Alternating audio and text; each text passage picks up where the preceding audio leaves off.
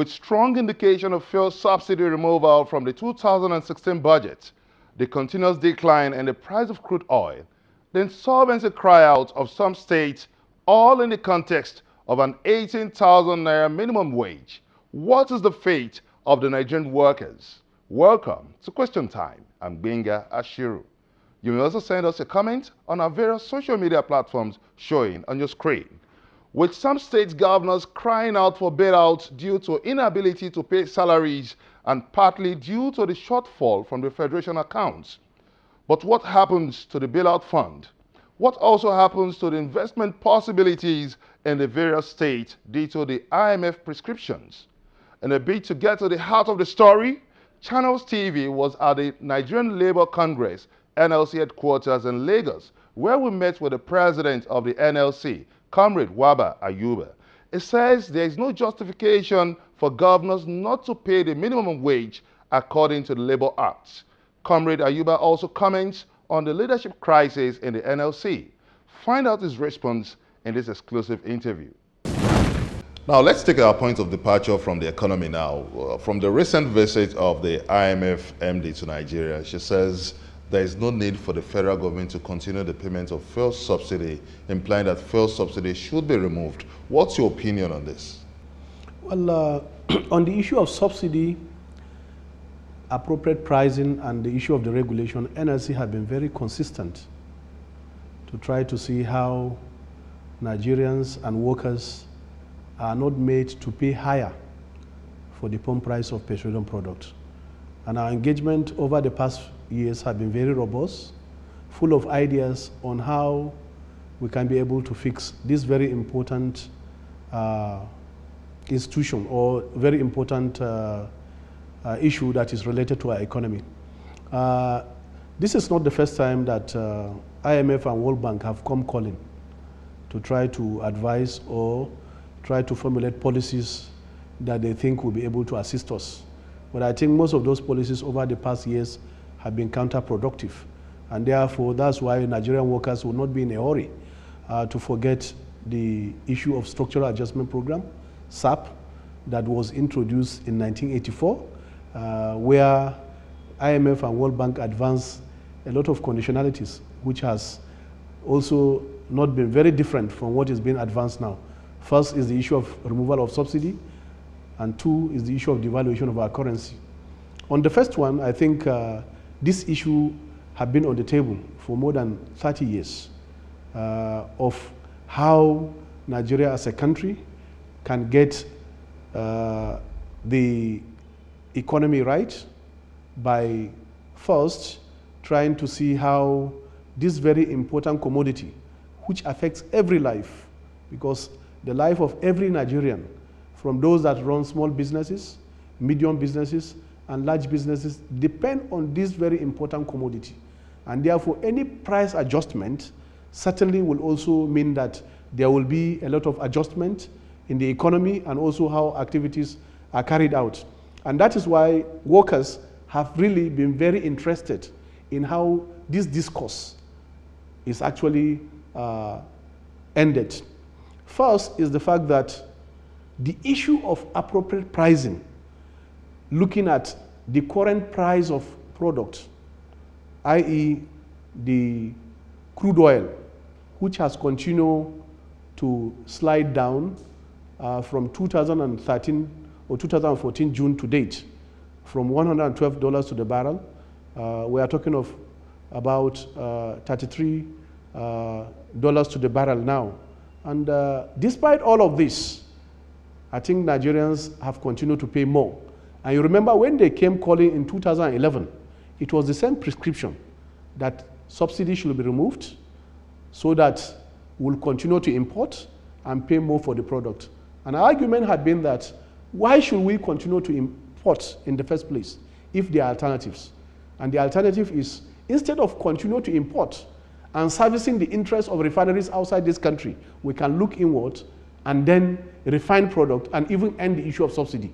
Some have the opinion that the fuel subsidy removal should not have a direct impact on the increment of the cost of fuel. That should have been the logic. If they have not also come with the twin issue of devaluating our currency. You remember that 1 year before now, a naira is selling to about 154 to the dollar. But today, it's almost at 260. And we use dollar to import. So despite the sharp drop in the price of crude oil in international market, if we will continue to depend on importation, and if our currency is to be devaluated, because IMF came with two twin issues. The first one is remove subsidy.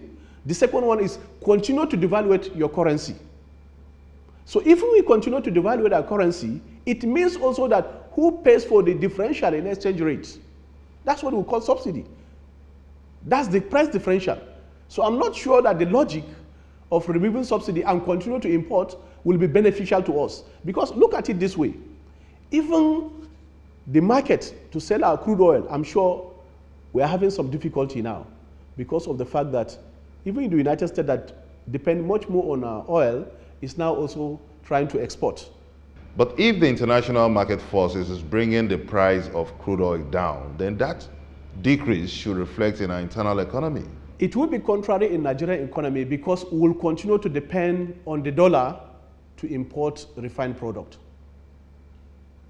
And if our currency is devaluated, it means also that the differential in importation, which will arise from the devaluation of our currency, will continue to make the price of product higher. Take for instance, 1 year ago, precisely in 2013-2014, we negotiated for the price to be fixed at 97.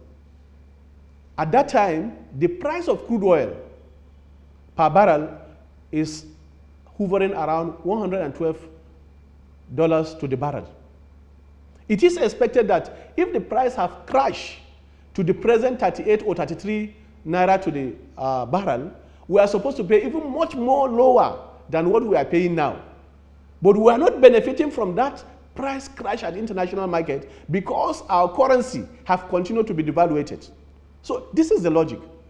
Because the logic of IMF is that continue to devaluate our currency. And don't forget also when the issue of devaluating our currency started. It started during the time of SAP in 1984-85. At that time, 1 naira was almost rating higher than the dollar. Now, there have been both external and internal pressure for the federal government to devalue the naira. What's your view on this? Well, this cannot be the way to go because our currency have continued to be devaluated. In fact, from when we started attending to recommendations from IMF and World Bank, which I said started from as far back as 1984, when the first recommendation or part of the conditionalities of IMF is for us to devaluate our currency. And this will not have an end. It only have a beginning, it will not have an end.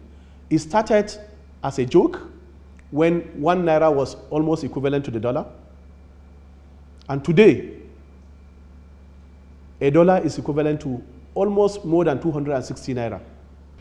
You seem to be cynical about the IMF policies, but some would argue that the IMF policies may not be the problem with our economy, but the question of implementation and possibly corruption.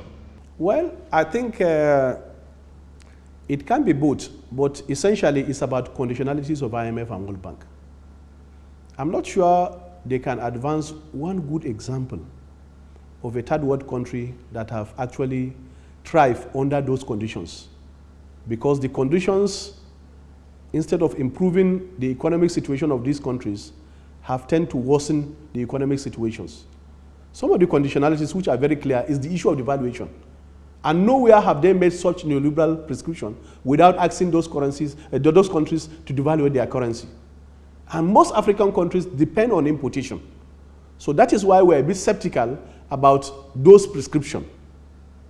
Followed to it is also the issue of corruption, which is very perverse in our system, especially also in the setting of African setting.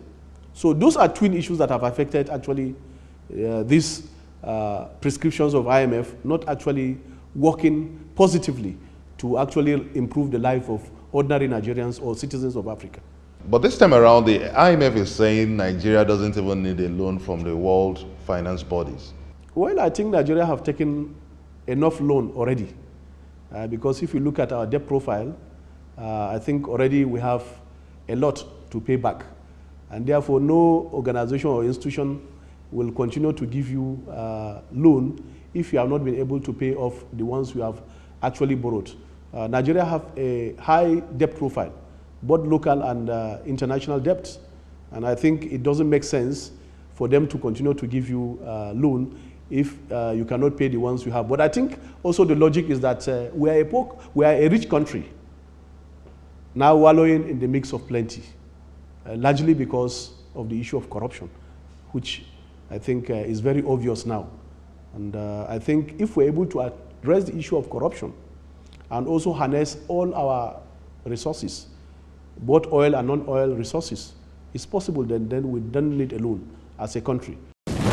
You can also be a part of this conversation by sending us your comments on our various social media platforms showing on your screen. Coming up on Question Time, what is Comrade Ayuba's view on fuel subsidy? Let's find out after the break. Don't go away.